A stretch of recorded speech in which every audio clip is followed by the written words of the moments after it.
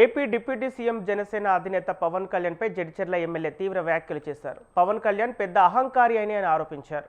తెలంగాణ రాష్ట్రంలో జరిగే మున్సిపల్ ఎన్నికల ప్రచారంలో పాల్గొంటానని చెప్పి తీరా సమయానికి రద్దు చేసుకున్నారని ఎద్దేవా చేశారు.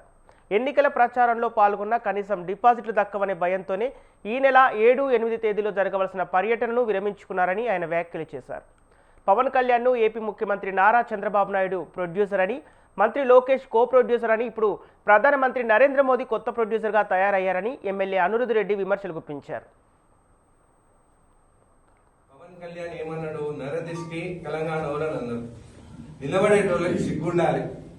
తెలంగాణ ప్రజలని మనని అందరినీ నరదిష్టి, మన కన్ను మంచి కాదన్న ఆయన పార్టీ నుంచి నిలబడ్డారంటే మీరు అర్థం చేసుకొని, అయినా కానీ ఆయన ఒక యాక్టర్. ఈ యాక్టర్స్ ఎట్లుంటారు? ప్రొడ్యూసర్ కోసం వెతుకుతుంటారు.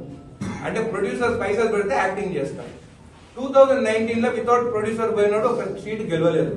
దాని తర్వాత 2024 లో ఒక ప్రొడ్యూసర్ చంద్రబాబు నాయుడుని వెతుకున్నాడు, కో ప్రొడ్యూసర్ లోకేష్ ని వెతుకున్నాడు, గెలిచిండు. మళ్ళీ ఇప్పుడు ఏం చేసిండు? అక్కడ అయిపోయింది. మంత్లీ ప్యాకేజ్ స్టార్, 1 స్టార్ అని పేరు తెచ్చుకున్నాడు.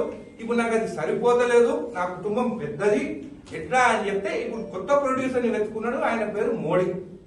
ఆ మోడీ ప్రొడక్షన్ లో ఇప్పుడు తెలంగాణకు రావాలని అనుకుంటున్నారు. మళ్ళా ఇది హై బడ్జెట్. కొన్నిసార్లు హై బడ్జెట్ 1000 కోట్లు పెట్టినవి కూడా 50 కోట్లు రావు. సో ఈ హై బడ్జెట్ గెలుస్తారా ఓడిపోతారా అనేది ప్రజలు నిర్ణయించాలి. ముందు ఆ ఈగో ఇంకా అడ్డం పెట్టుకుంటున్నా కదా. నేను కూడా ఆయన ఫ్యాన్, చిరంజీవి మూవీ చూస్తాను, బాలకృష్ణ మూవీలు చూస్తాను. ఏ మూవీ బాగుంటే ఆ మూవీ చూస్తాం. తెలంగాణకి వచ్చిన తర్వాత మళ్ళా ఆంధ్రోళ కన్ను మన తెలంగాణ పైన పడ్డది.